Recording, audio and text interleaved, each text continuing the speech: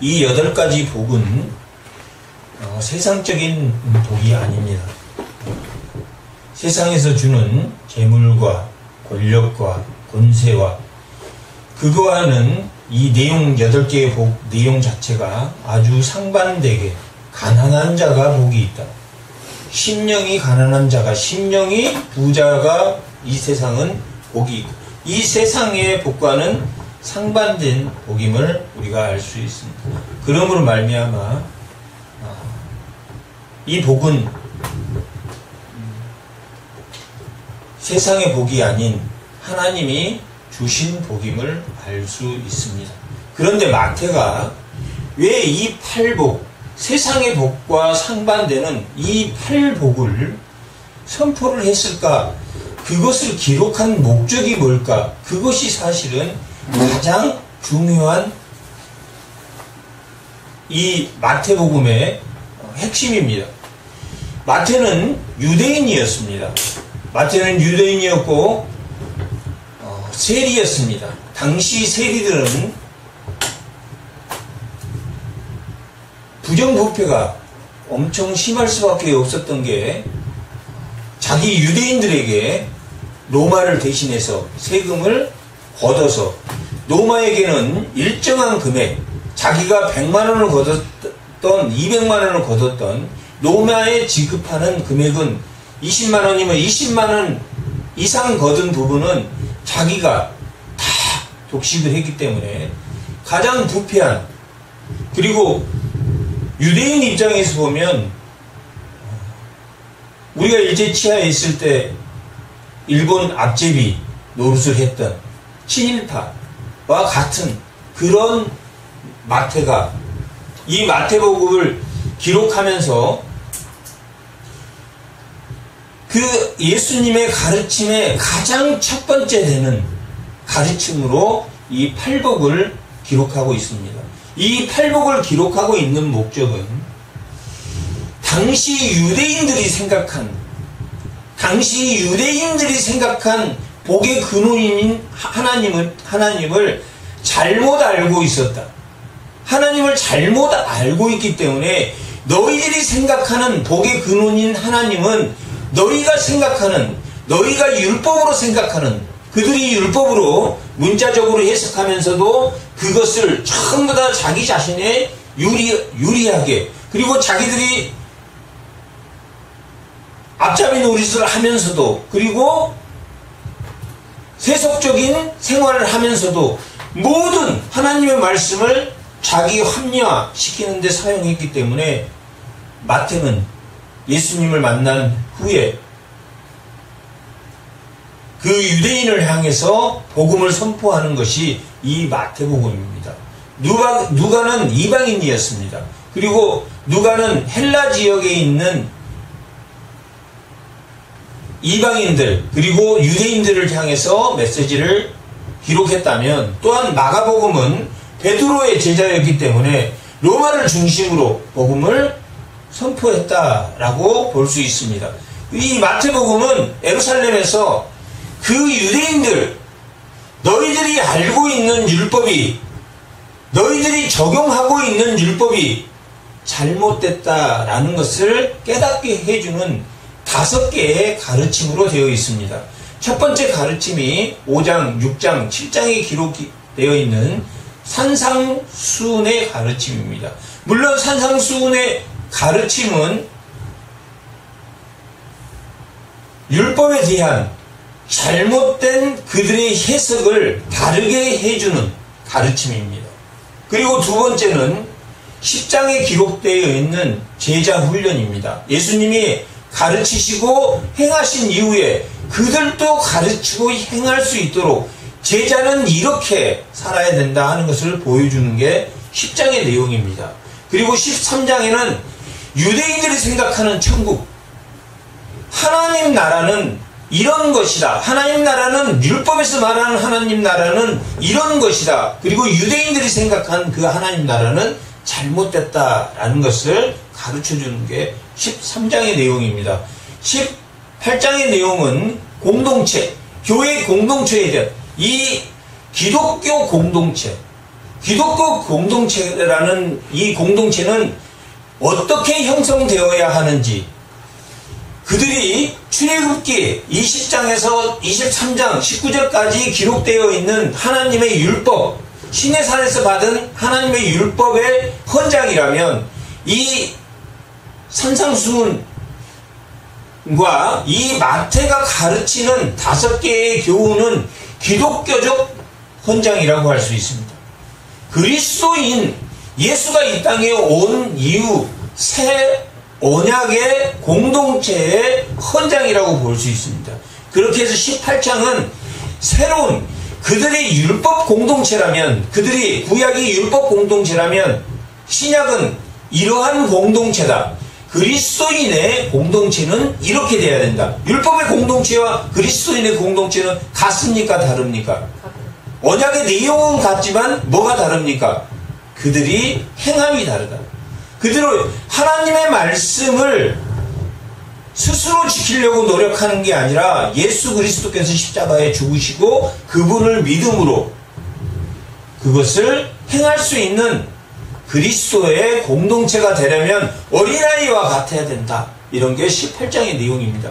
그리고 마지막 가르침으로는 여호와의 날, 하나님 여호와의 날 또한 예루살렘이 완전히 멸망된 그 모습을 보여주며 또한 천국과 지옥이 어떤 것인가를 설명해 주고 있는 게 24장, 25장 여호와의 날에 대한 가르침의 교훈. 이 5가지 교훈으로 이 마태는 이 5가지 교훈이 잘 믿어야 된다, 잘 믿어야 된다, 다른 복음서와 다르게 잘 믿어야 된다, 잘 믿어야 된다, 이 마가복음도 잘 믿어야 된다, 누가복음도 잘 믿어야, 요한복음도 잘 믿어야 된다는 그런, 물론 그런 의미가 없는 건 아니지만은 그런 의미도 있지만 이 마태복음과 마가복음과 누가복음과 요한복음 달리 기록하고, 마태복음은 특히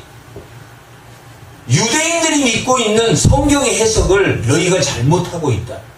5개의 가르침을 통해서 잘못 해석하고 있다라는 것을 보여주는 내용이 처음부터 끝까지입니다. 그리고 그 성경을 성취하고, 그 성경, 구약의 성경이 잘못됐습니까? 잘 돼 있습니까? 잘 돼 있다. 구약의 성경이 잘못된 게 아니라 구약의 성경을 잘못 해석하고 있는 바리새인과 유대인들에게 구약에서 말한 그 예수님이 이 땅에 오셔서 그 예수님이 직접 제자들에게 뭘 해석해 줍니까? 율법을 해석해 줍니다. 율법을 해석할 때 구약에 있는 본문을 그대로 똑같이 기록해서 해석해 줍니까? 구약의 본문을 갖다가 풀어서 해석해 줍니까? 풀어서 해줘. 그들이 해석하고 있는 그 해석을 그대로 갖고 온 게 아니라, 살인하지 말라 그렇게 하면은 살인하지 말라가 아니라 음행한 것도 미워하는 것도 살인하는 것이다 라고 예수님이 다시 그들에게 해석해 준 것처럼, 이 마태복음은 바리새인이나 유대인이나 성경 잘못 해석하고 있는 그 성경을 바로 가르치고, 또한 예수님이 직접 그것을 행하는 시범을 보이시는 내용으로 이 마태복음이 5개의 강화로 기록되어 있습니다. 그리고 그 5개의 강화는 특징이 바리새인들이, 서기관이, 사두개인들이 알고 있는 그 율법의 해석과는 다른, 너희들이 그 해석을 잘못 해석하고 있다라는 것을 보여주고 있는 그 말씀입니다. 그래서 이 팔복은 이 전체 내용의 가장 기본적인 내용입니다. 전체 내용을 받쳐주고 있는 그 내용이기 때문에, 그리고 이 팔복을 그리스도인의 헌장, 십계명을 율법의 대헌장이라고 하면 이 팔복은 그리스도인의 대헌장이다라고 우리가 그렇게 신학적으로 표현하는 것도 이 팔복이 예수님이 이 땅에 오셔서 어떻게 율법을 해석하고 있는가를 보여주고 있는 말씀입니다. 오늘 본문 5장 17절 한번 5장 17절 다 같이 한번 읽어보겠습니다. 내가 율법이나 선지자를 폐하러 온 줄, 율법을 예수님이 바꾸러 온 게 아니라 율법이나 선지자가 한 말을 인용할 때 바꿔서 말하는 것이 선지자를 폐하러 온 줄로 생각하지 말라. 폐하러 온 것이 아니고 뭐하게? 완전하게. 그 말씀을 이루러 오신 분이에요. 예수님은 구약의 말씀을 이루러 오신 분이고 이루러 오셨는데 그들이 생각하는, 그들이 여호와의 날이 오면 다윗의 왕 같은 다윗의 자손으로 오실 그 메시아, 그러니까 이 마태복음에서 예수님을 부를 때 다윗의 자손이여, 혈병 앓은 그 여인이 다윗의 자손이여, 이 예수님을 부를 때 다윗의 자손이여 라고 부르는 그 다윗의 자손은 뭘 의미합니까? 메시아여 라고 부르는, 그것을 이 마태복음 1장 족보에 다윗의 자손인 예수 그리스도라고 표현하고 있는 것은, 이 이후에 나오는 다윗의 자손이여 라고 부르는 것은 그들의 신앙 고백입니다. 그들의 신앙 고백을 듣고 예수님을 다윗의 자손이라고 보는 사람은 특별한 사람이었습니다. 특히 하나님의 말씀을 가장 잘 알고 있었던 서기관이나 바리새인이나 사두개인 같은 사람들은 예수님을 다윗의 자손이라 부르면은 신성모독이라고 해요. 메시아라고 부르는 것 자체를 신성모독이라고 하죠. 왜 그러냐면 그들은 다윗 왕처럼 왕의 힘이 강한 로마를 제압할 수 있는 그런 사람으로 왔어야 되는데, 예수님은 옷 한 벌 걸친 것 외에는 가진 것이 없는, 그리고 예수님은 그들에게, 그들이 구약에서 생각하는 다윗의 자손은 자기의 권력을, 자기의 힘을 보여주는 사람이 아니라 어떤 사람이다? 섬기는 자. 자기 몸을 희생해서 섬기러 온 자가 예수 메시아다. 그들이 알고 있는 것을 바르게 가르쳐준 내용이 이 마태복음의 전체의 5개로 구성된 가르침과 예수님의 행하심이 보여주고 있는데, 오늘 본문 팔복은 율법을 폐하거나 선지자를 폐하러 온 것이 아니라 그것을, 성경을 뭐하러 왔다고 그랬습니까? 완전하게 완성하러, 성취하러 이 땅에 오셨다라고 기록하고 있습니다. 18절 진실로 너희에게 이르노니 천지가 없어지기 전에는 율법의 일적 이획도 결코 없어지지 아니한다라고. 근데 예수님이 인용할 때 그 인용구가 똑같지 않습니다. 똑같이 않게 했으니까 1.1획도 다르게 표현된 것이, 구약의 말씀을 그대로 똑같이 1.1획도 틀리지 않게 옮겨놔야지 맞는 겁니까? 아니면 그 구약의 말씀을 인용할 때 그 구약의 말씀을 정확하게 1.1획도 틀리지 않게 해석하는 게 맞습니까? 1.1획도 틀리지 않게 해석한다는 뜻입니다. 여기 1.1획도 결코 없어지지 않, 그들이 하나님의 말씀을 잘못 해석하고 있기 때문에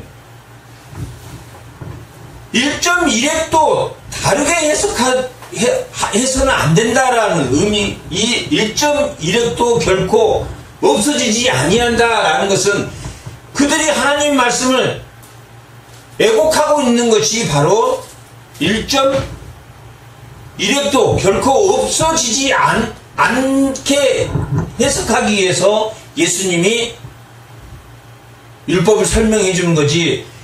1.1획도 어기고 있는 사람은 그러면 누굽니까? 바리새인과 서기관이나 사두개인이, 유대인이 오히려 하나님의 1.1획이라도 틀리게 해석하면 안 되는데 1.1획이라도 그 문자 그대로 어떻게 나사렛에서 선한 것이 태어날 수 있느냐. 나사렛은 계속 앗술과 침공해서 거기에 아주 그냥 이방인들이 많이 살았기 때문에 나사렛에서는 선한 것이 날 수 없다는 그런 속담이 있었고, 또 그 나사렛에서 어떻게 예수가 나올 수가 있느냐라고 그들이 말한 것은 뭘 애곡한 겁니까? 하나님 말씀을 애곡하고 있다. 1.1획도 틀리지. 그래서 예수님은 1.1획도 결코 없어지지 않는다라고 말하고 있는 것이 누구를 향해서 말하고 있습니까? 바리새인이나 서기관이나 사두개인, 유대인, 하나님의 말씀을 잘못 해석하고 있는, 당시의 율법을 해석하는 책을 미슈나라는 주석이 있었습니다. 그 주석은 수많은 전통을 만들어 놨습니다. 그런데 예수님이 볼 때는 하나님의 성경 말씀보다 율법이 생기기 전에는 뭐가 있었습니까? 율법이 생기기 전에 뭐가 있었습니까? 하나님의 언약이 있었습니다. 하나님의 언약이 생기기 전에 제일 태초에 뭐가 있었습니까? 창조가 있어요. 율법의 개념보다 우선된 게 뭡니까? 언약이라고. 언약. 율법이 생기기 전에 아브라함이 하나님을 믿었어요. 하나님이 내 자손으로 내가 하늘의 별과 같이 해주겠다. 15장 5절 6절에는 아브라함이 하나님의 언약을, 하나님의 그 약속을, 언약을 믿었다. 그러므로 그가 의롭게 하나님이 의롭게 여겼다라고 기록되어 있습니다. 율법보다는 언약보다는 뭐가 먼저 생겼습니까? 창조의 회복. 아담과 하하가 범죄한 이후에 하나님이 그들을 쫓아내고 무슨 계획을 하나님이 구원의 계획을 세웠다. 그 구원의 계획은 창조의 회복이에요. 그 창조의 회복으로 뭘 주셨냐면 하나님이 율법을 주셨어요. 죄를 짓지 않게 하려고. 죄를 짓지 않고 스스로 자기가 그 율법에 완전히 의지하지 않고는 자기가 죄를 질 수밖에 없다는 것을 깨닫게 하기 위해서 율법을 주었습니다.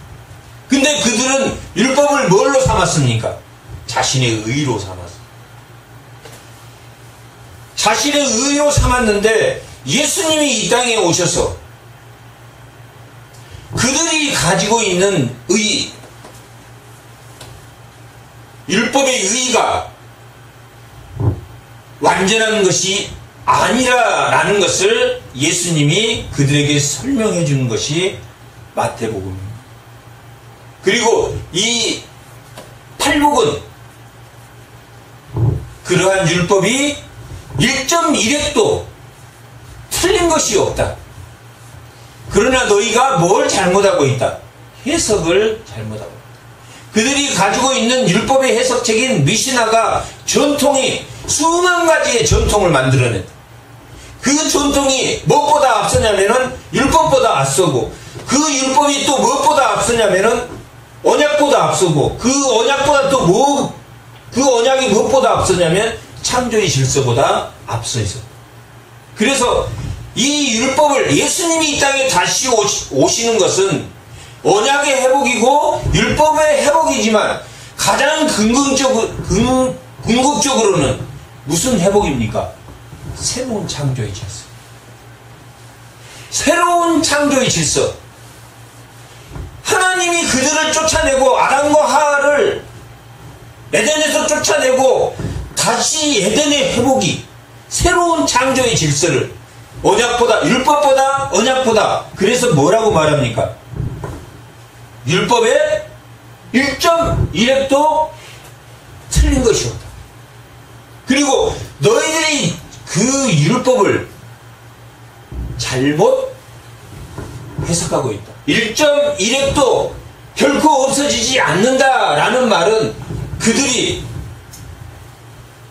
율법을 잘못 해석하고 있기 때문에 그들이 율법을 없어지게 하는 그런 존재가 되어 있어. 사두개인이나 바리새인이나 당시의 성경학자. 우리는 그 유대인들, 바리새인이나 서기관이나 그 유대인들에 비하면 우리는 하나님 말씀을 더 많이 알 수가 없습니다. 그들은 성경을 팔뚝에 메고 이마에 메고 문설주에 하나님 말씀을 걸어놓고 말씀을 줄줄줄줄줄 외우는 사람들입니다. 어려서부터. 그래서 우리는 그 사람들이 외우고 있는 말씀 성경의 구절에 비하면 우리는 그들보다 더 많이 알 수가 없습니다. 하지만 오늘 이 산상수훈에서는 바리새인과 서기관의 의보다 더 너희의 의가 더 크지 않으면 천국에 갈 수 없다라고 기록하고 있습니다. 그것은 무엇을 의미합니까? 그들이 성경은 많이 알고 있지만 어떻게 알고 있다는 뜻입니까? 왜곡되게 알고 있다 아니면 바르게 알고 있다? 왜곡되게. 그들은 모형을 보고 예수님의 모형을 보고 믿었던 사람입니다. 구약의 사람들. 예수님의 모형을 보고 믿었던 사람이고 그 보고 믿었던 사람들은 다 율법을 자신의 의로 삼아서 잘못된 성경 말씀은 줄줄줄줄 외우는데 그 1.1획도 맞는 것이 없게 해요. 십계명도 다 풀렸다. 예수님이 십계명도 살인하지 말라, 간음하지 말라, 맹세하지 말라 이런 거에 대해서 다시 설명해 줍니다. 그리고 종교적인 의, 도덕적인 의, 재물의 의, 그 의가 너희가 다 잘못됐다. 기도에 대해서, 금식에 대해서 그 종교적인 의가 은밀하게 해야 되는데 사람 보는 데 앞에서 막 사거리에서 큰 소리로 기도하고 은밀하게 그런 종교적인 의, 그 다음에 하나님보다 재물을 더 섬기는 두 주인을 섬길 수 없다. 재물의 의, 도덕적인 의, 종교적인 의에 대해서 예수님은 너희들이 모든 것이 율법을 많이 알고 있지만 너희들이 많이 알고 있지만 그 율법을 다 틀리게 알고 있다 라고 가르치는 것이 하나님의 말씀 구약의 율법이 이런 거였구나. 오늘 본문 3절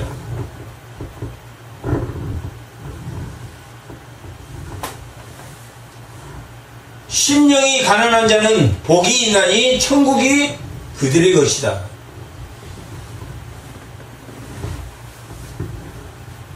유대인들이 생각한 심령이 가난한 자가 복이 있는 게 아니라 유대인들은 잘 먹고 잘 살아야 돼. 하나님 믿으면 잘 먹고 잘 사는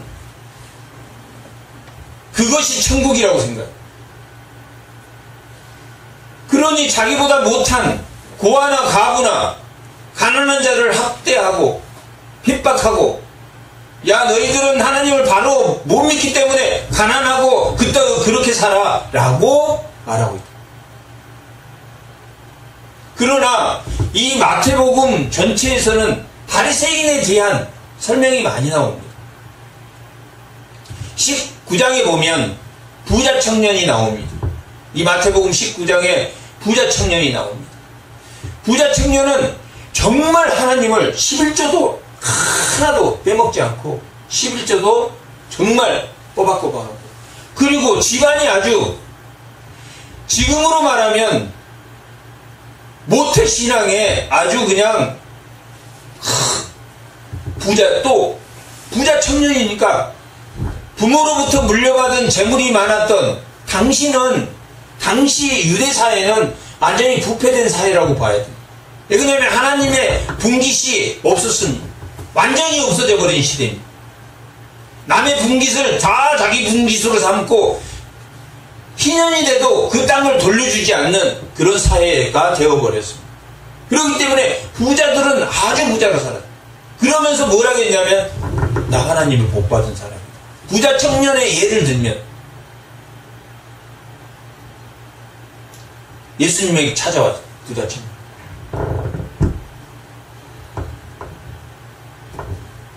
저 예수님의 제자가 되고 싶습니다. 근데 그 다른 복음서를 보면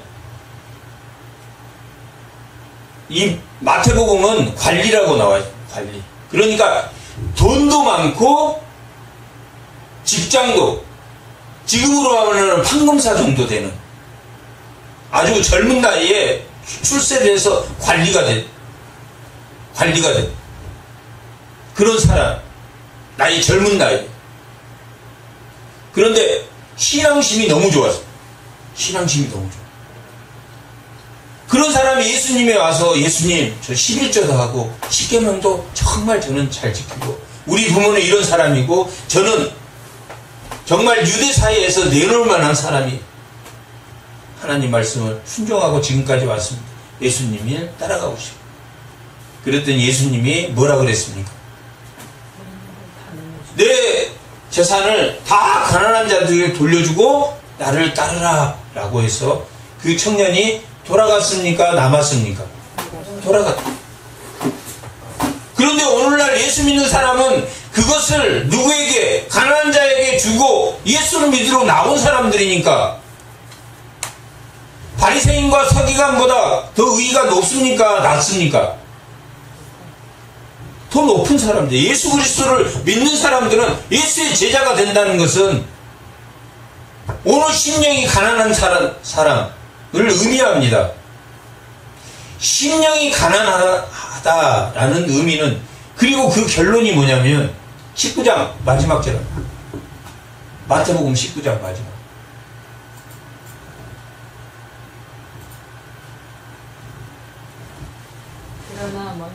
그러나 먼저 된 자로서 나중되고 나중된 자로서 먼저 된다.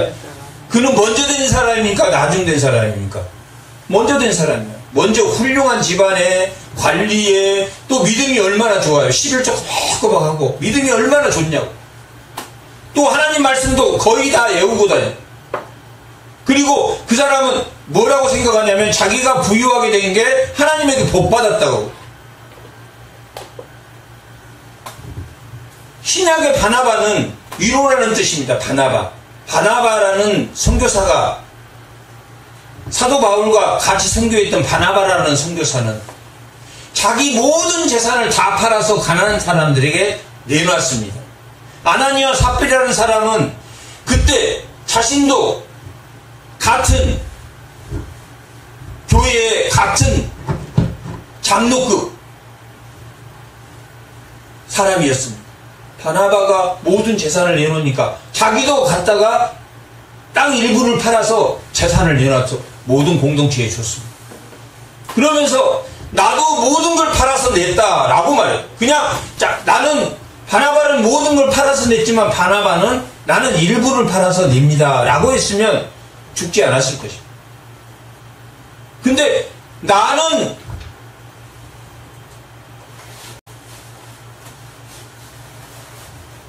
10에 20조를 합니다 라고 했으면 될 텐데 다 했다.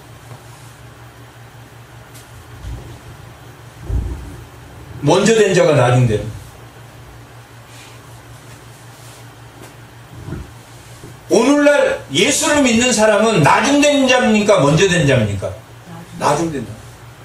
구약의 사람들은 바리새인이나 서기관이나 사두개인은 먼저 된 자들이 먼저 된 자. 부자 청년도 하나님을 열심히 믿었. 오늘날 그런 청년이 와서 믿는다면은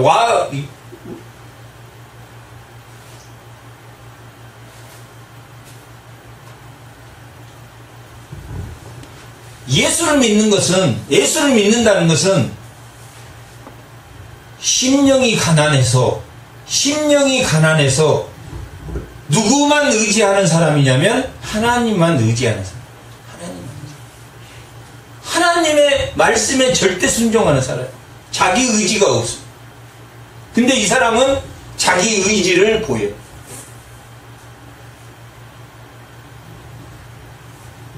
이 사람의 약점이 돈을 추구하고 있다는 것을 예수님이 알았기 때문에, 두 주인을 섬기고 있다는 것을 알았기 때문에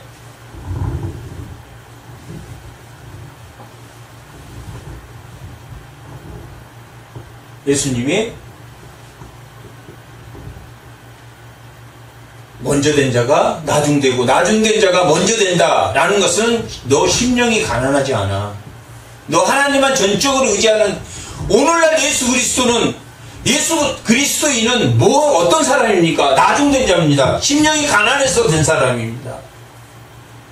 우리가 예수 믿을 때 어떤 사람이었습니까? 심령이 가난했기 때문에. 이 마태복음의 메시지는 다 심령이 가난한 자들을 예수님이 찾았다. 죄인들만 찾아다니.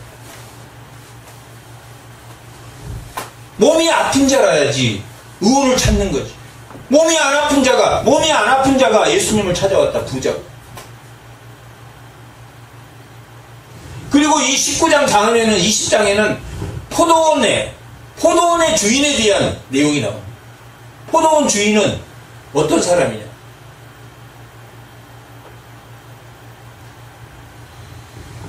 아침 6시에 나가서 아침 9시에 나가서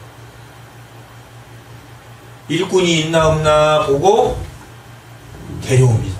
그래서 야, 우리 포도밭에서 일해. 그 다음에 또 3시간 후에 12시에 또 나갑니다.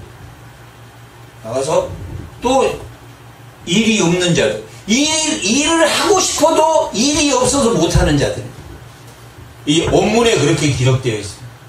일을 하고 싶어도 일이 없어서 게을러서 일을 안 하는 게 아니라 일을 하고 싶어도 일을 할 수 없는, 당신은 그렇게 가난한 사람들은 무지무지하게 가난한 그런 시대였습니다. 먹고 살 해결해야 돼. 그래서 그 포도원 주인은 어디 일 안 하고 놀고 있고 오늘 자기 식구들 굶은 사람 없나? 그리고 데려왔어.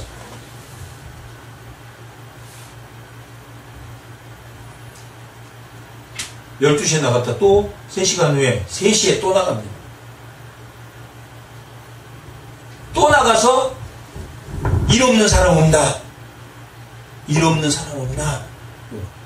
또 데려와서 일 시킵니다. 모두 다 동일하게 내가 1데나리온을 줄게. 1데나리온은 오늘날 한 10만원 되는 돈입니다. 하루 일당. 그리고 5시에 또 나가서 또 데려오. 아침 일찍 와가지고 일한 사람 몇 시간 일했으면 한 8시간, 9시간 일해. 그 사람도 약속대로 1데나리온을 줬습니다. 그런데 5시에 온 사람도 동일하게 1데나리온을 줬습니다. 불만을 가져야 됩니까? 안 가져야 됩니까? 안 가져야 됩니다. 안 가져야 됩니다. 사돈이 못 사면 배 아프다고 남이 잘 되는 꼴을 못 보는, 그것이 먼저 왔어. 걔가 먼저 와서 하나님의 은혜를 받았어. 1데나리온을 받았어. 그런데 불만이 생겼어. 먼저 와가지고 뭐 된 자 됐습니까? 나중된 자가 됐다. 나중에 와서 1데나리온을 받는 사람, 자기는 한 1데나리온의 10분의 1 정도 일을 많이 못했으니까 줄 줄 알았는데 1데나리온을 다 줘. 나중된 자가 하나님의 은혜를 받았습니까? 안 받았습니까? 받았지. 은혜를 받았는데 얘는 나중 돼가지고 은혜를 받았고, 먼저 온 자는 하나님 은혜를 받았습니까? 안 받았어요. 하나님 은혜를 받았죠. 당시 일이 없어서 아침에 나와서 일을 시켜주는 그런 사람을 너무너무 감사해요.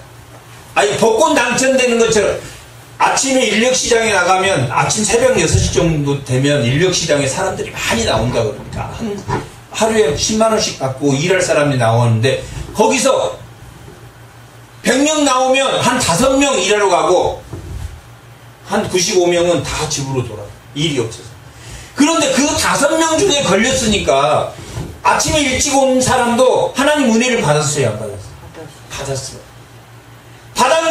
받았는데 은혜를 받아서 먼저 됐어. 먼저 됐는데 나중에 온 사람 때문에 열받아가지고 먼저 된 자가 하나님 은혜 떨어져서 나중에 심령이 처음에는 가난했어. 심령이 가난했어. 그래서 너무 감사해. 예수를 믿을 때 내가 너무너무 고통스럽고 힘들었어. 그래서 하나님 나만 붙들어 주면 이 모든 국면만 해결되면, 하나님 그렇게 그런 먼저 된 자였어. 그런데 그가 집사되고 권사되고 장로되고, 그때는 하나님도 없어. 교회에서 하나님도 없고 자기보다 높은 사람도 없고, 직급이 높아가면 높아갈수록 권세를 누리는 자입니까? 아니면 더 많이 섬기는 자입니까? 더 섬기는 자들 점점. 그런데 갑질하고 혼내고 판단하고 구별하고. 7장이죠. 마태복음 7장이죠.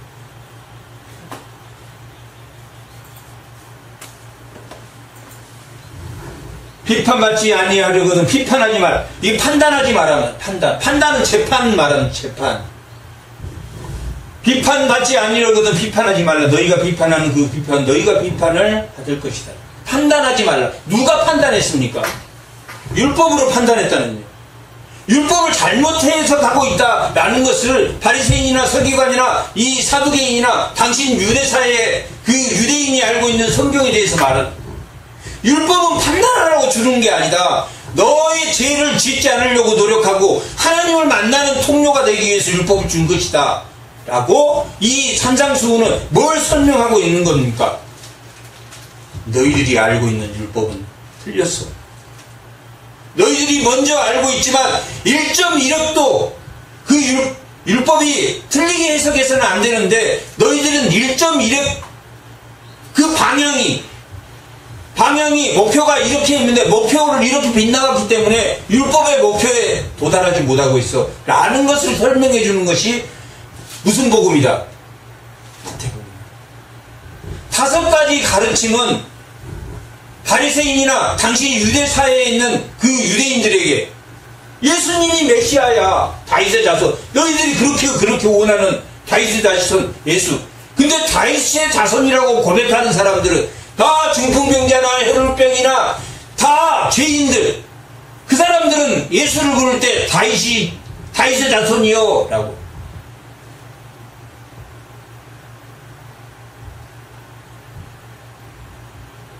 문둥병을 10명을 고쳐줬는데 1명만 예수께 와서 감사해.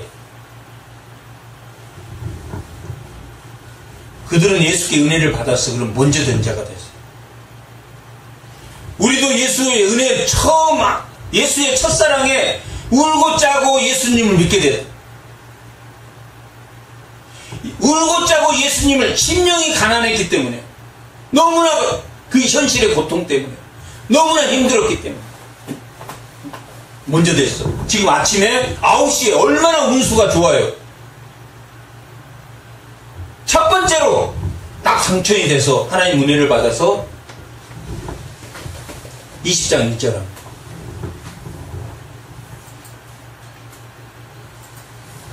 다 한번 읽어. 천국은 마치 품꾼을 얻어 호되원에 들여보내려고 이른 아침에 나간 누구와 같습니까? 집주인과 같습니다. 천국은 그 집주인과 같은 사람이에요. 천국은 3시간 늦게 온 사람한테 10만원 안 주고 8만원 줘도 됩니까? 안 됩니까?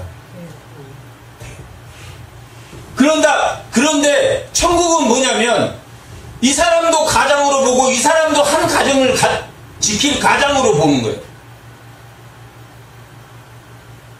자본주의는 어떤 겁니까?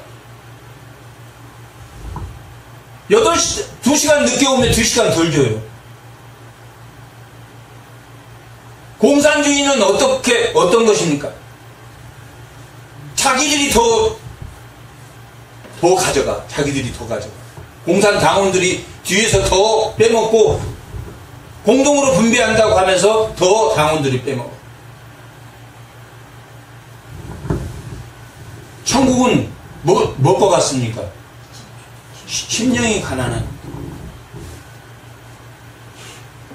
6시에 온 자가 이 주인 닮았으면, 6시에 아침에 일찍 첫 번째 온 사람이 이 주인 닮았으면 가장 늦게 온 사람이 1데나리온을 받아갔을 때, 야, 너도 다행이다. 너도 네 식구 안 굶기게 다행이다. 이 주인만 같았으면 그렇게 생각했겠습니까? 안 하겠습니까? 그랬으면 먼저 된 자는 먼저 된 자. 우리는 다 먼저 된 자가 됐습니다. 우리가 예수의 첫사랑에 빠져서 우리가 예수를 믿고 눈물 콧물 짜고 예수를 만났어요. 그리고 나서 나중된 자가 돼요. 점점 가면서 나중된 자가 돼요. 교만해져 가지고 하나님이 있는지 없는지도 몰라. 그때는 왜? 두 주인을 섬겨서.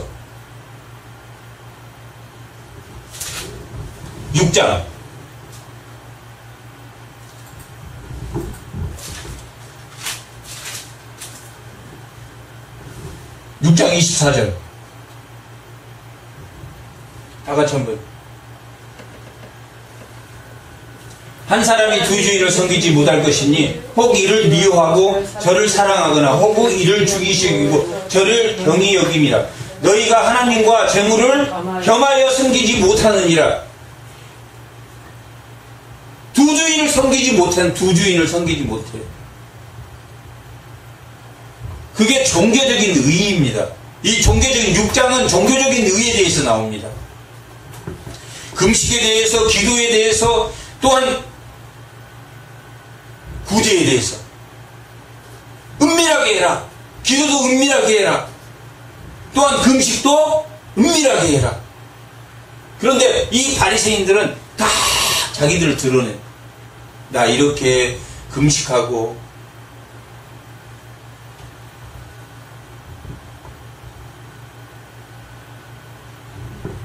나는 이렇게 기도하고 사거리에서 중얼중얼 기도하고 또한 나는 이렇게 남을 도와줬어. 그렇게 종교적인. 그리고 재물의 의의. 6장 마지막에 재물의 의의. 두 주인을 섬길 수 없다.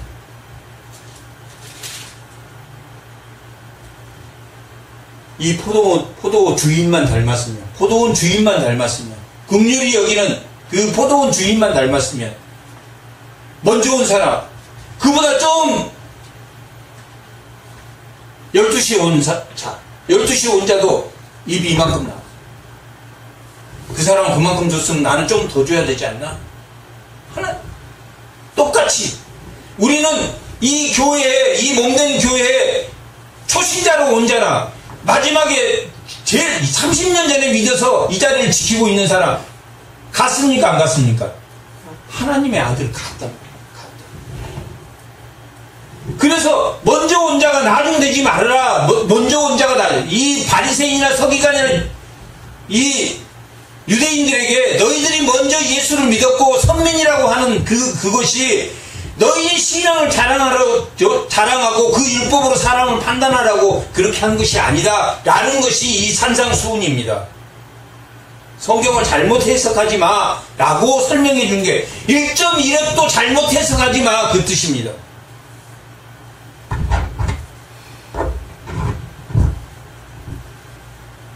심령이 가난한 자. 어떤 사람이 심령이 가난한 자인 줄 알겠죠. 나는 예수님 20년을 믿었어. 그런데 그 하나님을 만났던 그 첫사랑을 잊어버리지 않고 오늘 내가 하나님에게 매일매일 1데나리온씩 받고도 나는 이 20데나리온을 하나님이 줘야 나는, 하나님이 20데나리온 아직도 부족해. 아직도 부족해. 아직도 부족해서 11조를 못하고, 아직도 부족해서 못하는 사람이 수없이 많습니다. 자기 그릇대로만 하나님을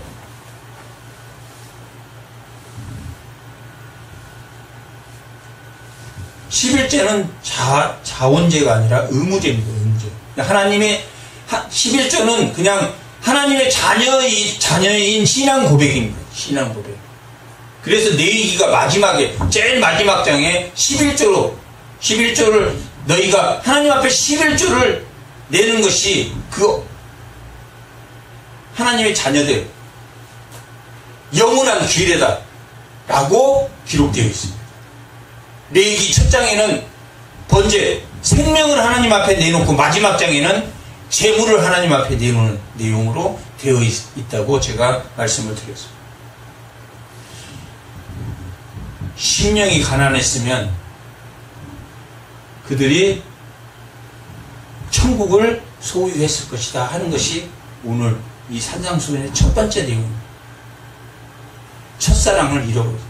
심령이 가난했던 그 첫사랑을 잃어버리지 않고, 나만, 이 그리스도교는 자기만 잘 되는 게 아니라 누가 잘 되는 것을 우선으로 하고 있습니까? 내 옆사람이. 내 옆사람, 초신자가, 나 좋은 자가 더 잘 되기를 바라는 게 그리스도입니다. 예수님은 어떻게까지 했습니까? 자기 몸을 희생했었다. 자기 몸을 희생해서 남이 잘 되도록 자기 몸을 희생하신 사람.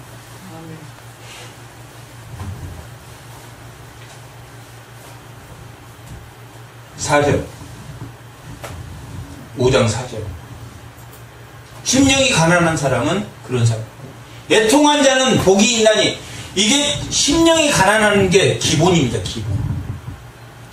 이게 점진적으로 믿음이 점진적으로 커져. 점점 심령이 가난한 게 기본. 그래야 예수를 만나. 자기가 죄인이라는 걸 고백한 사람들이 예수를 만난 사람. 그리스도인은 내가 죄인입니다 라고 고백하는 사람. 내가 연약합니다. 내 스스로 구원을 이룰 수 없는 사람입니다. 타 종교는 스스로 자기가 의로워질 수 있다라고 생각하는 종교가 다 그 외의 종교고, 오직 기독교 하나만이 스스로 구원을 얻을 수 없어요. 그래서 하나님께 의지하는, 그게 심령이 가난한 자입니다. 그게 그 포도원 주인은 자기가 손해보면서 왜 그렇게 했겠습니까? 왜? 손해봤겠습니까? 손해보지 않았겠습니까? 손을 집어넣어. 그게 온유한 자. 온유하면 하나님의 기업으로 주겠다는 것은 땅의 기업도 내세와 이 땅과 하늘에서 내세의 복을 다 주겠다는 이야기입니다. 많이 베풀었는데 많이 하나님 주실 거를 알았기 때문에.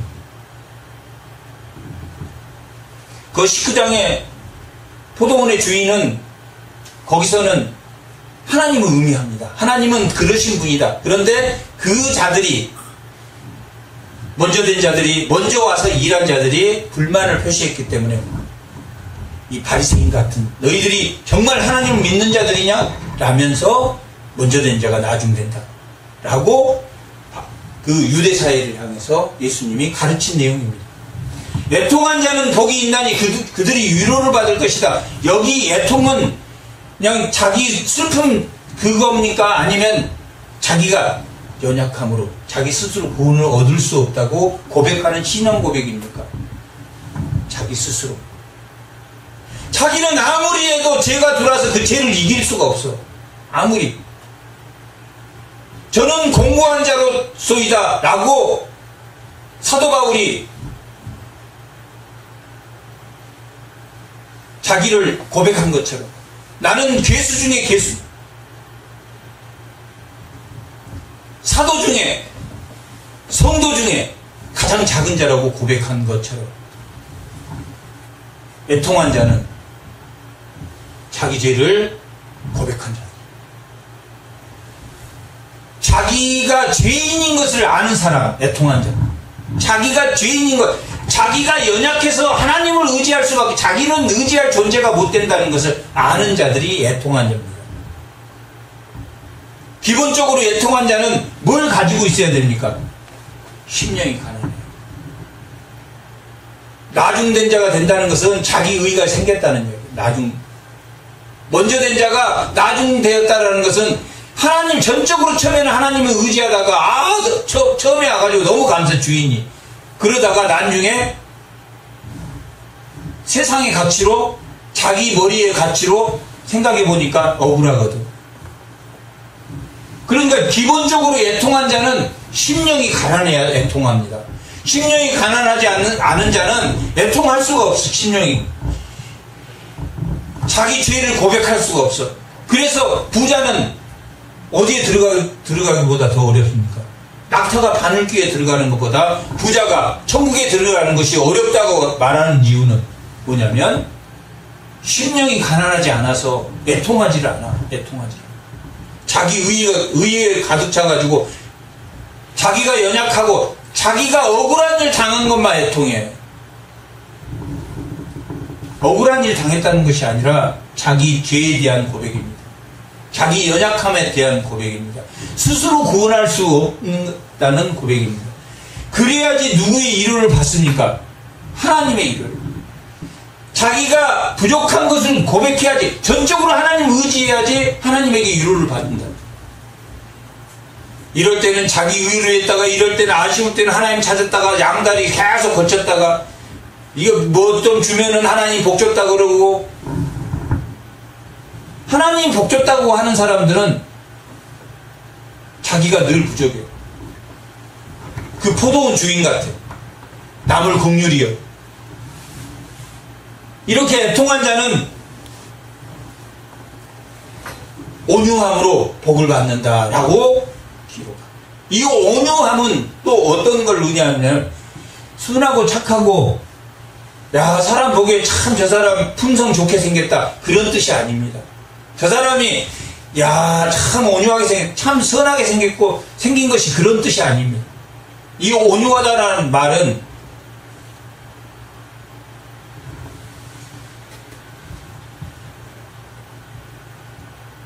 남 뒷담화 안 하는 사람, 온유한 사람이에요. 남 뒷담화 안 하는 사람은 왜 온유한 사람이겠습니까? 자기 모습을 그 사람에게서 보니까. 자기 모습을 그 사람에게서 봐. 그러니까 그 사람이 잘못됐다라고 생각을 한 게 아니라 내가 그랬지. 불쌍하게. 야, 너는 진짜 나쁜 놈이야. 너는 용서할 수가 없어. 그 사람은 온유함이 있습니까? 없습니까? 온유함이 없다. 온유함이 있을 수가 없지. 자기는 잘 믿고 너는 못 믿어서 너는 나쁜 사람이다. 라고 말하니까 온유할 수가 없지. 계속 하나님 은혜가 잠깐 들어오면 그냥 잠깐 괜찮았다가 그냥 남 헐뜯고 남 비방하고 온유한 자라는 것은 그 사람 모습에서 자기를 보는 게 온유한 자. 성격이 좋고 정말 착하고 그런 게 아니라 그 사람 모습에서 자기를. 그러면 용서가 됩니까? 안 됩니까? 용서하는 사람이 온유한 자. 왜 용서가 안 됩니까? 하나님에게 자기는 용서를 받았는데 왜 자기는 용서를 못합니까?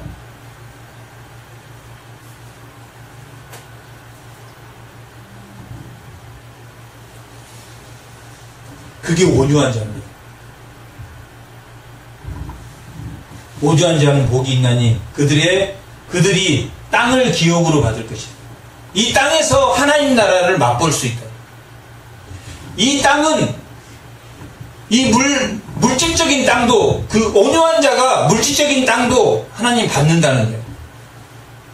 물질적인 땅도 하나님이 주실 뿐만 아니라 또한 내세의 복도 하나님이 그 기업으로 준다. 온유한 자. 온유한 자는 뭐 하는 사람이라고 그랬습니까? 상대방의 모습에서 자기 모습을 보고 그를 긍휼히 여겨줍니다. 그렇다고 그 사람이 악인이야, 그 사람은 긍휼히 여겨서 그 사람하고 같이 가야 된다는 이야기입니까? 아니면 분리하더라도 그 사람을 용서하고 사랑하려고 하는 마음입니까? 분리되지만 그를 따라가면 자기도 나쁜 놈이고, 자기도 나쁜 놈, 그 사람하고 똑같이, 그래서 악을 피하라라고 성경은 기록하고, 예수님이 바리새인이 무서워서 피했습니까? 그렇지 않고, 이삭이 우물을 파고 그들이 계속 시비를 걸자 계속 양보하고 가고 양보하고 가고 양보하고, 그 사람들이 마지막에는 우리가 잘못했다 하야하고 하다. 그게 온유입니다. 그게 온유입니다. 그렇게 온유한 자를, 하나님을 기업으로 가진 자는 뭐에 줄이겠습니까? 하나님의 말씀에 줄인다. 하나님 말씀을 더 보고 싶고, 하나님 말씀을 더 듣고 싶고, 하나님이 나한테 오늘 어떤 걸 원하는지 듣고 싶고, 그리고 온유해져. 아주 칼날같이 이렇게 고든 마음이 온유해져가지고, 전에 그 사람 보면 막 너무 미워했는데, 그 온유해져. 저 모습이 내 모습이었구나. 저 모습이 내 모습. 그렇게 보여. 그런데 딱 꼬부라져가지고, 너 한번 언젠가는 걸릴 거야. 너 언젠가는 한번 걸릴 거야. 그래가지고 딱 걸리면 그냥 낚싯바늘 탁 채가지고 그냥 가진 모든 것을 폭발시키는 그런 건 땅의 기업이에요. 하나님 나라가 그 얘기예요. 온유한 자, 하나님의 기업을 갖게 되면 채택과 하나님의 공의, 미치파트, 정의, 공의와 정의, 여기에 의의는 하나님의 공의와 정의입니다. 하나님 말씀 가운데 있습니다. 하나님 말씀은 세상의 이치와 다릅니까? 같습니까? 다릅니다. 심령이 가난한 자가 복이 있고, 애통해야지. 애통한 자가 복이 있고, 날마다 웃는 자가 복이 있는 게 아니라 애통해야 복이 있다. 자기 부족을 인정하고 자기 죄인인 걸 인정하고 그래야 복이 있다. 그리고 남을 용서할 수 있는 마음, 그런 사람은 의에 줄인다. 하나님의 말씀, 정의와 공의가 살아있는 그 말씀을 묵상하게 된다. 잘 바리새인과 서기관과 지금 누구에게 하나님 말씀을 1.1획도 틀리지 않게 해석하라고 지금 말하고 있습니까? 예수님이 바리새인들 1.1획도, 너희들 1.1획도 다 어긋나게 해석하고 있어. 간음하지 마라. 그것을 간음만 안 하나, 나는 간음 안 했으니까 됐다. 그리고 가진 뒤에서는 못된 짓을 다 하고, 자기 아내를 버릴 때 이혼증서도 써주지 않고, 그것도 간음이다. 왜 그러냐면 그 여자가 이혼했는데 오갈 데가 없어서 창녀가 됐어. 그러면 그 여자를 범한 사람도 간음하니라 라고 기록되어 있으니까, 모든 세상의 간음을 그 율법 증서를 주지 않으므로 간음하게 한다. 자기만 생각하니까, 자기만. 그 사람은 하나님의 공의와 의의를 찾게 된다. 그래서 그 공의로 자기 배가, 하나님의 의의 배가 넘쳐서, 그 생수의 강이 넘쳐서 흐르는 사람. 그렇게 의에 줄이고 하나님의 공의에 줄이는 자는 긍휼이에요. 예수님이 우리를 긍휼히 여겨요. 긍휼히 여기는 건 세상의 긍휼은 어떤 겁니까? 세상의 긍휼은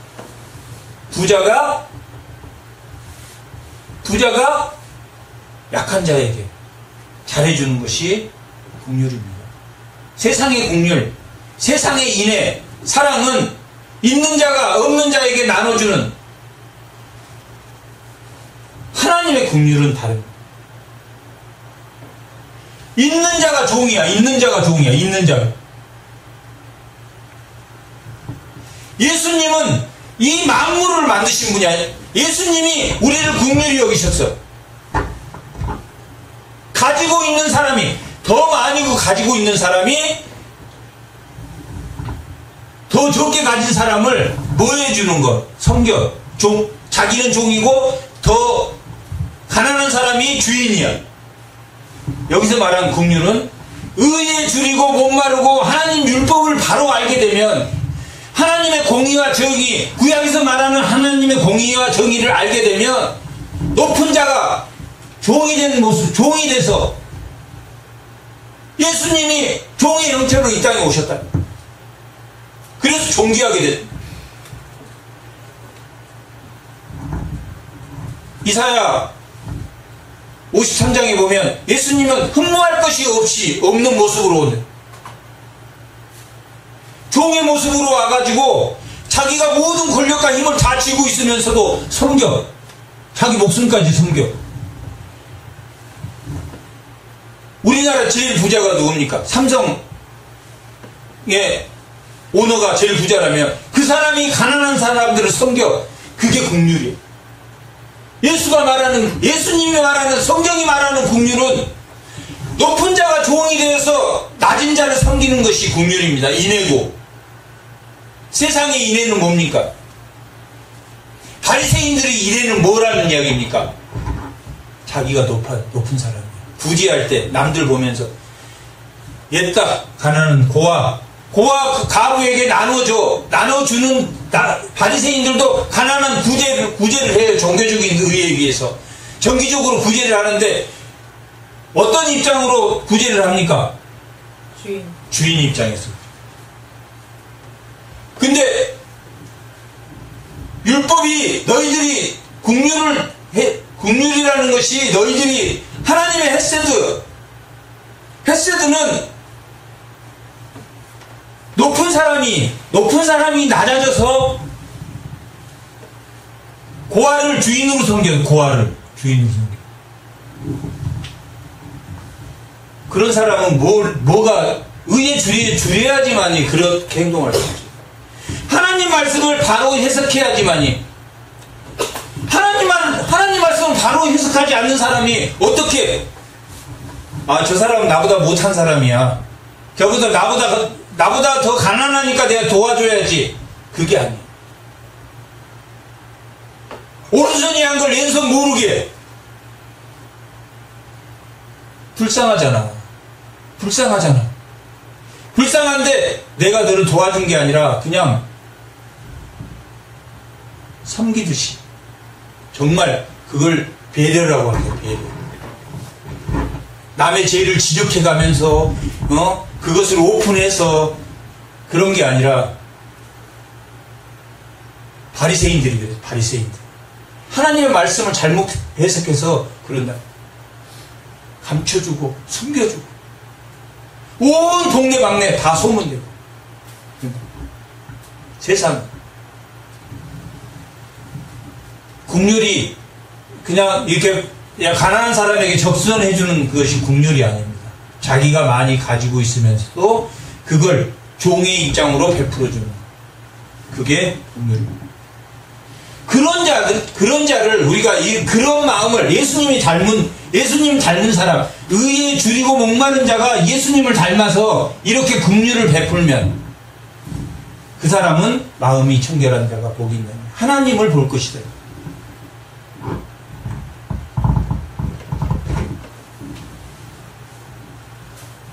하나님이 인친 사람이야. 하나님이 인친 사람.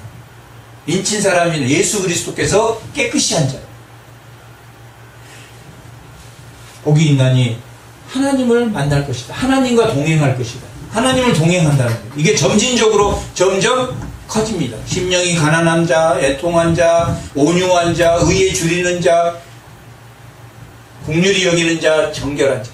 점점 하나님을 보아. 하나님과 동행해. 그때는 하나님이 늘 함께 있어.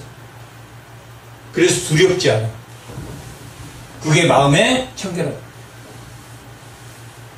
그런 사람은 마지막 팔복 마지막에 팔복의 마지막이 뭐냐면 화평케 하는.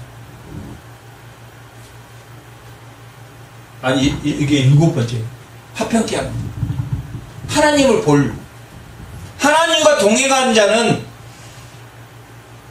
뭐 하는 사람이냐면 하나 되게 하는 사람. 예수님이 이 땅에 무슨 왕으로 오셨습니까? 샬롬의 왕으로, 평화의 왕으로 오셨다. 화평케 하는 자예요. 예수님은. 하나님과 함께 동행하는 자는 그 사람이 가면 싸움 나고 무슨 경쟁이 생기고 다투고 그럽니까? 그 사람이 나타나면 화목해집니까? 그 사람이 나타나면 화목해집니다. 정결한 자, 의에 줄이는 자, 긍휼히 여기는 자, 온유한 자, 애통한 자, 심령이 가난한 자는 뭐하는 사람이냐면 화평케 하는, 하나 되게 하는 사람, 공동체 하나 되게 하는 사람. 그 사람이 나타나면 그냥 하나 되게 묶어. 사도 바울은 어떨 때는 유대인이 되었다가 어떨 때는 비유대인이 되었다가 어떨 때는 안 믿는 사람이 되었다가 어떤 사람, 그들을 전부 다 뭐 하기 위해서? 화평케 하기 위해서. 천국 복음을 전하기 위해서 때로는 유대인이 되었다가 헬라인이 되었다가 했다. 고린도전서 9장에는 그렇게 기록하고 있습니다. 화평케 하는 자는 복이 있나니 그들이 하나님을 보았는데 이번에는 뭡니까? 하나님의 아들이라니까. 저 사람 하나님의 아들이야 라고 일컬으면 화평케요. 그냥 쌈나게, 여기가 쌈나게, 이 사람 이간질하고 저 사람 이간질하고. 예수 믿는 사람은 절대 그럴 수가 없습니다. 절대 그럴 수가 없어요. 그랬다 하더라도 자기가 애통해야 돼. 애통해야 돼. 온유해야 돼. 온유한 사람은 어떤 사람이라고 그랬으면 온유한 사람은 상대방이 죄를 지었을 때 저 모습이 내 모습이었구나. 내 모습이 아니라고 하는 사람들은 이 세상 말로는 방어 기제를 쓴다고. 방어. 나 그렇지 않아. 나 그렇지 않아.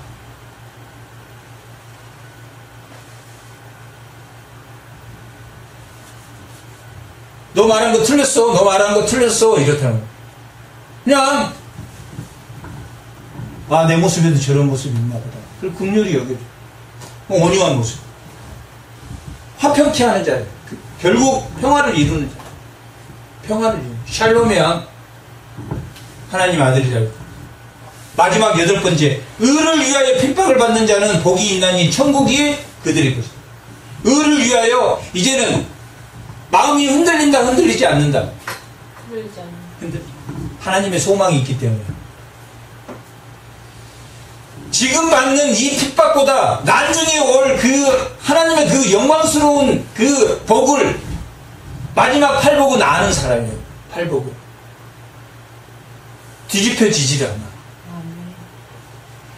자기가 내일 먹을 게 없어. 내일 먹을 게 없는데 오늘 가난한 사람이 찾아왔어. 그걸 내줘야 됩니까? 안 내줘야 됩니까? 내줘야 됩니다. 훌륭한 목사님들의 그 어머니들이 그 간증을 들어오면 다 그랬던, 다. 자기들은, 그 자식들은 맨날 굶는데 그냥 손님만 오면 다 내줘서 자기들은 정말 아버지를 원망하고 살았는데 그 자식들이 다 목사가 돼요.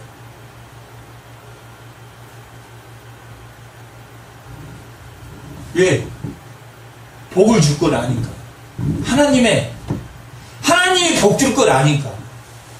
하나님이 복 줄 걸 아니까. 하나님이 반드시 하나님을 만나야 복을 받는데 하나님 못 만나고 있으니까 하나님을 만나야 복 받는다는 걸 알기 때문에 좀 가혹하더라도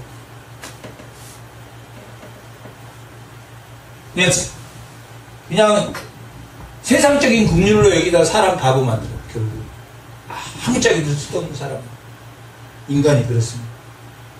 그게 긍휼인 자. 여기서 말하는 사회 통념적으로 생각하는 하나님의 복은 다 사회와 상반된 복입니다. 누가 저 정직하게 살아가지고 무슨 돈을 벌어. 다 사회 통념적인 건 반대입니다. 그런데 바리새인과 서기관과 사두개인, 당시 유대인들은 어디에 붙었다? 로마에 붙었다. 사두개인은 로마에 붙었지만 바리새인들은 나름대로 율법을 지키고 산다 그러지만 율법주의자들이라고 그래요. 율법을 문자적으로 해석하는, 그러면서도 뒤에는 다 죄짓는, 이혼 증서도 써주지 않고 남을 미워하면서도 살인하지 않아. 난 사람 안 죽였잖아. 그렇게 해석했다. 의를 위하여 핍박을 받는 것이 복이다. 하나님의 아들이라 일컫는 화평케 하는 자는 나중에 그 평화가 뭔지 알기 때문에, 그 화평케 하는 게, 그 평화가, 하나됨의 평화가, 그게, 이 하나됨의 평화는 뭐냐면 창조의 질서입니다. 하나님이 남자와 여자를 어떻게 조화롭게 하나로 만드셨다, 하나로. 왜 그러냐면은, 혼자 있는 것이 보기 좋지 않았다 그랬어요. 땅을 만들고 바다를 만들고 물고기를 다 보기에 좋았다, 선하다, 토부 하시다가 마지막에 남자 혼자 있는 것이 보기에 좋지 않았다, 선하지 않게 봤다. 그래서 그 완전한 하나로 누구를 줬냐면 여자를 줬습니다. 우리 여자와 남자는 하나입니다. 떨어지게 하는 것이 자기 유익이나 자기 행복 때문에 떨어지게 하는 것은, 그것은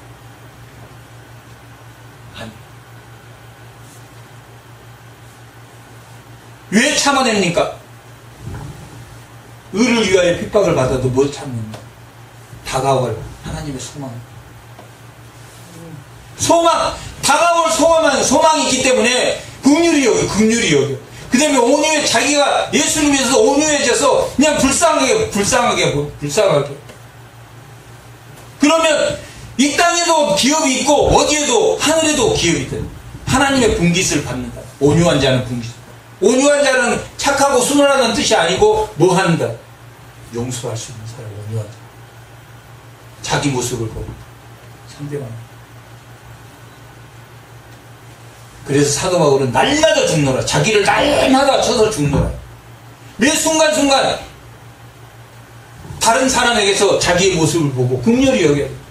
그냥 자기는 그냥 똥이 그냥 온 배설물로 가득한 사람이 그냥 매일 남 욕하고 한다.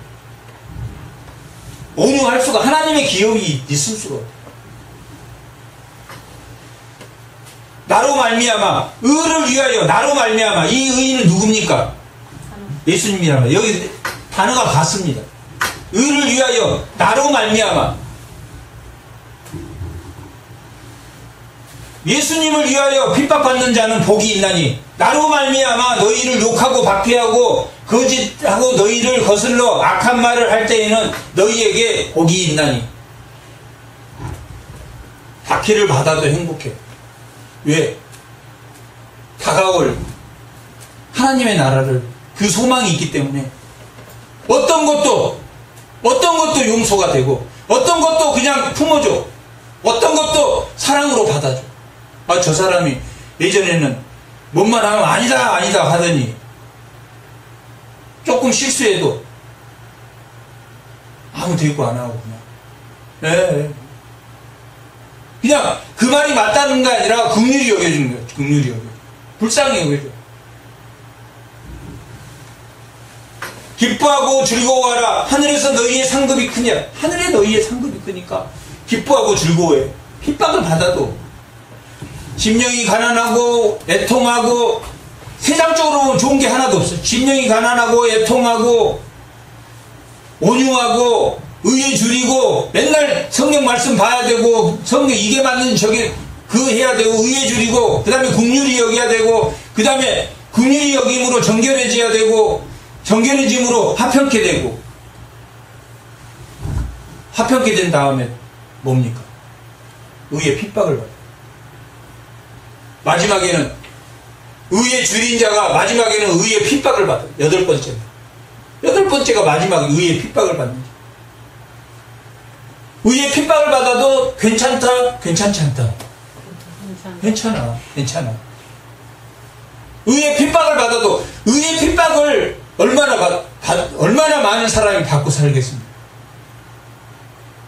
얼마나 힘들게 하는 사람들이 많겠냐고. 예수 안 믿는 사람, 예수 믿는 사람 얼마나 힘들게 하고.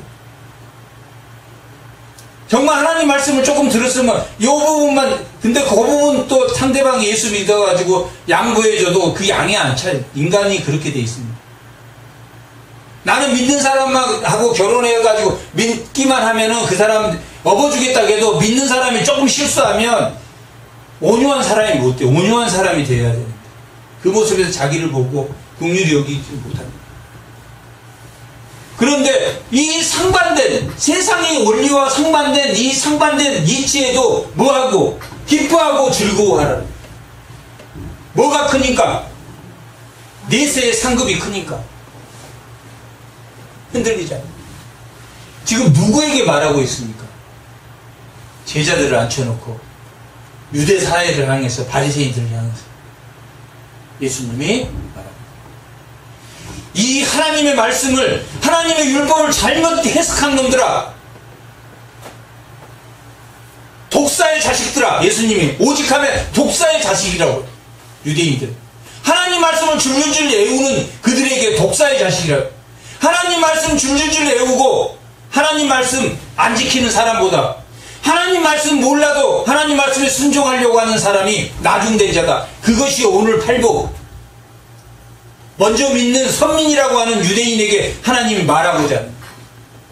그리고 예수님의 제자들은 다 그 유대인들 중에서 뽑았다. 다 유대인들 예수님의 제자가, 누가는 예수님의 제자가 아니라 이방 사람이, 헬라 사람이고 의사고, 다 예수님의 제자는 다 유대 사람이, 유대 사람. 그리고 그들이 알고 있는 율법에 대해서 해석해 주는 거예요. 율법은 사랑이야.